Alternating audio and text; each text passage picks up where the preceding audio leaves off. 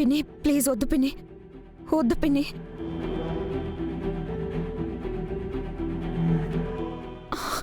పిన్ని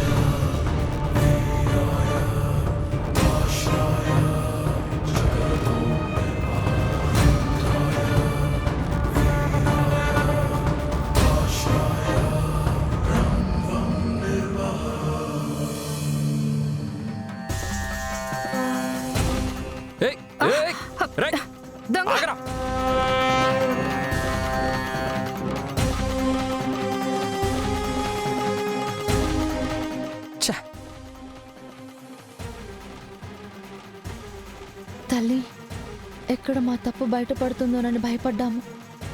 నువ్వే ఆ దొంగ రూపంలో వచ్చి మా కష్టం నుంచి కాపాడావు తల్లి.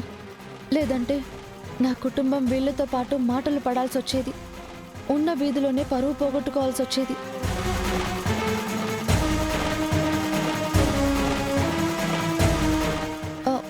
అమ్మవారికి నిలువు దోపిడీ ఇవ్వాలనుకుంటే అన్యాయంగా దొంగ పాలైపోయింది.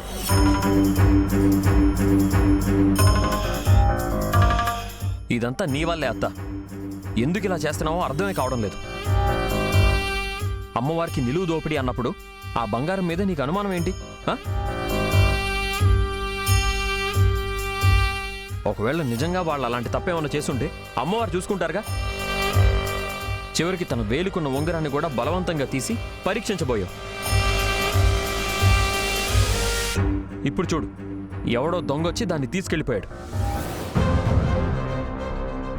వాళ్ళ అమ్మవారికి మొక్కుకున్న మొక్కు కూడా పూర్తిగా తీర్చకుండా అయిపోయింది.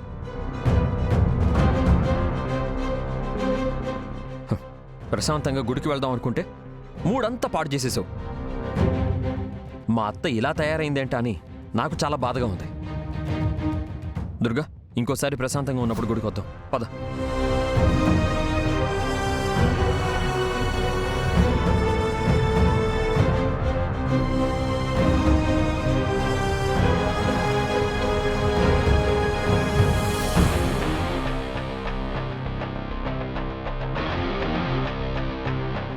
ఇదేమో అనుకోకుండా జరిగిన మాదిరి అగుపించట్లేదే.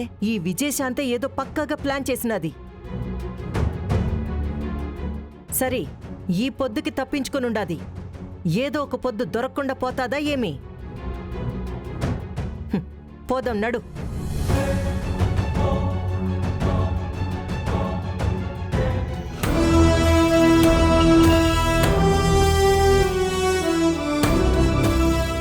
ఏం చేస్తున్నావమ్మా?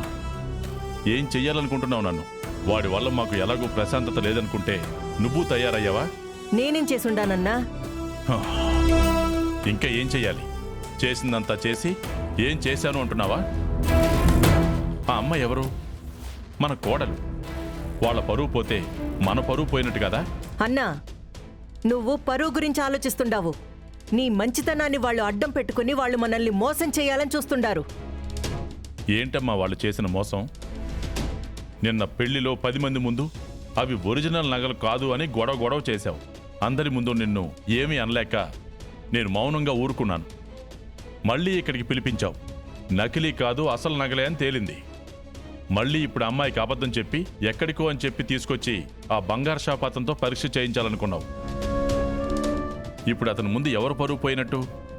కృష్ణంరాజు గారి కోడల్ని అనుమానించి నగలు పరీక్ష చేయించారు అని నిన్ననుకుంటారా, నన్ను అనుకుంటారా? ఎందుకమ్మా ఇలా చేస్తున్నావు? ఓయన్నా, నేను ఏం చేసినా మన మంచి కోసమే చేస్తాను. నువ్వేమో వాళ్ళని నెత్తిని పెట్టుకుని నన్ను తిడుతుండావు. నువ్వు చేసిన పనికి తిట్టడం కాదు, ఏం చేసినా తప్పులేదు. అసలు వాళ్ళు ఏం తప్పు చేశారు? ఎందుకని వాళ్ళని ఈ విధంగా వేధిస్తున్నావు? వాళ్ళ కుటుంబానికి మన వల్ల జరిగింది చిన్న అన్యాయం కాదమ్మా. ఒకవేళ వాళ్ళు నిజంగా తప్పు చేసినా మనం చేసిన తప్పు ముందు అది అసలు తప్పే కాదు. జరిగిన తప్పుని ఎలా సరిదిద్దుకోవాలా అని ఆ ఇంటి బిడ్డని నా ఇంటి కోడలుగా చేసుకుంటే వాళ్ళని ఎలా అనుమానించాలా, ఎలా బాధ పెట్టాలా అని అడుగడుగున ప్రయత్నిస్తూనే ఉన్నావు. నువ్వు చేసిన పనులకి నేను తలదించుకోవాల్సి వస్తుంది. ఇంకోసారి ఇలాంటి ప్రయత్నాలు చేసినా, ఇంకోసారి నీ వల్ల వాళ్ళు బాధపడినా ఊరుకొని చెప్తున్నాను. నీకిదే చివరిసారి చెప్పడం, గుర్తుంచుకో. అనేసేయ్, ఇంకా అన్నీ అనేసేయ్. అల్లుళ్ళు మా అన్న అనుకుని మిమ్మల్ని నమ్ముకుని మీ పంచనే పడుండాను కదా. హ్మ్. నాకు తగిన శాస్తే చేస్తుండావు. ప్రతిదానికి ఆ మాట మాట్లాడొద్దు. నా చెల్లెలుగా నీకేం తక్కువ చేశాను? అత్తగా నీకు నా బిడ్డలు ఏం తక్కువ చేశారు? చివరికి గాలికి తిరిగే ఆ తాగుబోతేదో కూడా నీ చుట్టే తిరుగుతాడు, నీ మాటనే సమర్థిస్తాడు. నువ్వు తప్పు చేసి మళ్ళీ మేమేదో తప్పు చేసినట్టు మాట్లాడతావు. పద్ధతి కాదు అన్నపూర్ణ. నా చెల్లెలుగా నీ పద్ధతిలో నువ్వు ఉండు. నీ ప్రేమలో నేనెప్పుడూ వేలెత్తి చూపించలేదు. వాళ్ళకి అత్తగా ఉన్నావు, అత్తగా కంటే తల్లిగా ఉన్నావు. అందులో కూడా నాకు ఎలాంటి ఇబ్బంది లేదు. కానీ ఒక పరాయి ఇంటి పిల్ల మన ఇంటి కోడలుగా వస్తుంది అంటే నీ పద్ధతులు మారాయి, నీ ఆలోచనలు మారాయి. ఇదే నాకు కొత్తగా ఉంది. ఈ పద్ధతే మార్చుకోమని చెప్తున్నాను. అర్థం చేసుకో.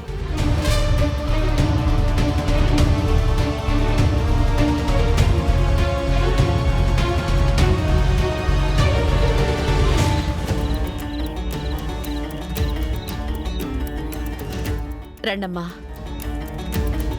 అమ్మా, మీరు ఈ గదిలో పడుకోండి.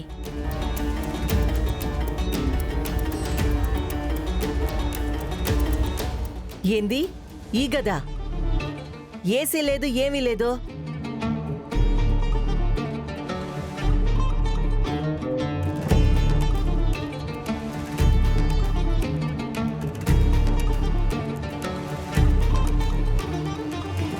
కిటికీ తలుపులు తీస్తే ప్రకృతి ప్రసాదించిన గాలొస్తుంది. ఈ గాలి ముందు ఏ ఏసీ పనికిరాదు. అవునత్త, చల్లటి గాలి వస్తుంది. అయినా నువ్వు పుట్టినప్పటి నుంచి ఏసీలో పుట్టి ఏసీలో పెరుగుంటావా ఏంది? నువ్వు ఉండరా ప్రతి దానికి.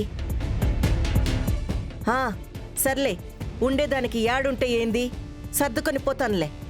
వెళ్ళండి అందరూ. సరే. బాగా చెప్పున్నావు అత్త. పోరా.